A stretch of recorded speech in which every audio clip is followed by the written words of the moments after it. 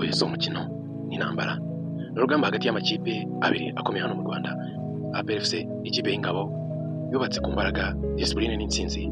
Rayon Sports gikundiro, umutima w'abafana, ikipe ikinira ku marangamutima. Iyo bahuye igihugu kirahagarara, amarira arasuka, ibyishimo bikazamuka, amateka mashya akandikwa. Ariko hari ikibazo gikomeye. Ikibazo ni iki? Ese Rayon Sports ishobora guhirika APR ku rwego rwo hejuru, cyangwa APR irongera yerekane ko ariyo mwami wa derby? Reka turebe ukuri kudashidikanywaho statistique.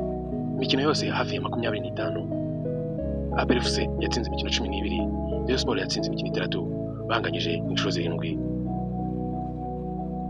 Ibi bivuze ko APR FC ifite dominance bigaragara mu mateka ya derby. Mu mikino 5 iheruka APR yatsinze inshuro 3, banganya inshuro 2, Rayon Sports nta ntsinzi n'imwe ifitemo.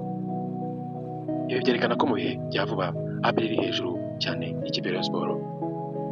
Uko amakipe ahagaze ubu, APR FC mu mikino 5 iheruka ifitemo intsinzi enye no kunganya inshuro 1. Mu gihe yatsinze ibitego 8, kikinjizwa ibitego 2. Mu mikino iheruka Rayon Sports ifitemo intsinzi 1, inganganyije 3, yanatsindwa inshuro 1. Mu gihe kandi Rayon Sports yinjije ibitego 4, yinjizwa ibitego 3, APR FC ifite attaque ikomeye kurusha Rayon Sports, kandi defense yayo irakomeye cyane. Rayon ifite ikibazo cyo kurangiza amahirwe, finishing, gushyira mu bitego.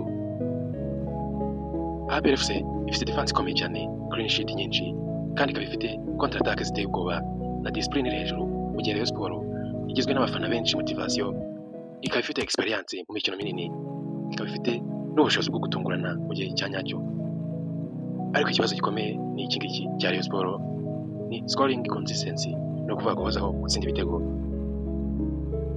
Urugamba rukomeye ruzaba hagati ya attack ya APR FC na defense ya Rayon Sports, ndetse midfield battle izagena umukino. Niba Rayon idafashe midfield neza, APR ishobora kuyitsinda byoroshye.